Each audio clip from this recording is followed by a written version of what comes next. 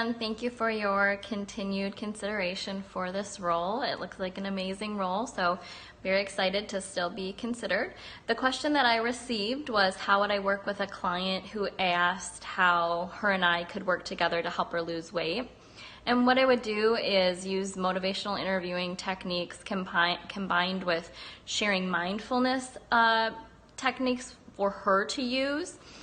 And I'd probably lead by asking her how she sees us working together to help her lose weight. And then go on into asking her what is her history with weight loss and why she wants to lose weight. I like to help clients get to the root of what they're really looking for. So, is she looking for, more like a physical improvement, emotional wellness, whatever it might be would lead me down the path that could best help her.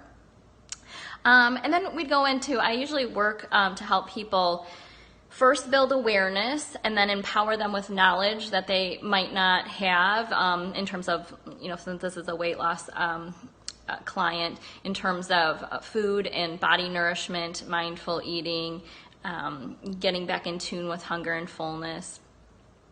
And then ultimately action. So how do we build a sustainable plan that works best for her? So going back to those three pillars, I usually help people work with, starting with the awareness component of it.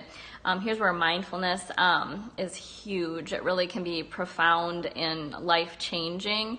So I like to help them understand and identify like pattern interruption. So I might have her go through a typical day, so what does a day look like for you? And have her identify, what might be a barrier to your goal or your planning for your well-being. And based off of what she said, we'd work through what it means to interrupt a pattern. So just learning to find that initial pause. We often have just a stimulus and then a response without any space between. So by practicing mindfulness and meditation, if she was interested with that, we can create that larger space between, so that ultimately that space to pause, think, choose, and then respond rather than just stimulus response. So I would work her through that pattern interruption. So that's the awareness pillar, and that takes a lot of time. Becoming self-aware is a huge cultivator of change. So we would work a lot there. Obviously, this would be over time. This wouldn't be all in one day. And then for the knowledge pillar, being a registered dietitian, I can really help her understand her body, her fullness, her hunger signals.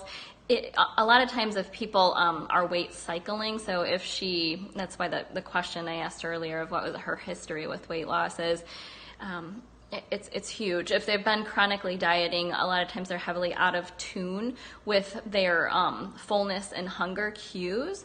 So I could teach her what that means, and then second, how to get back in tune with the body, and the practice of mindful eating, really becoming aware of the food as you're eating it in the present moment. Having gratitude for the food in itself can slow us down in eating, and also becoming self-aware of what's leading us to eat. Is it an external cue? Is it truly an internal cue? And the mindful eating component of it would take us a while to work through as well. In addition to that, eating to both nourish and satisfy the body. We're taught through diets a lot of times not to listen to the body, so we would work to what I call undiet. And then we would build a plan. So probably towards the beginning, we would build a plan, but make sure that it's a sustainable plan. So not solely focusing on outcomes, but working through true behaviors and really getting to even below the behaviors, more to the root of why she's currently doing the things that she's doing that maybe aren't serving her well-being best. We don't do things unless they serve us in some way. Now, that there's often a conflict there between if it's serving our well-being or not. So we'd have to work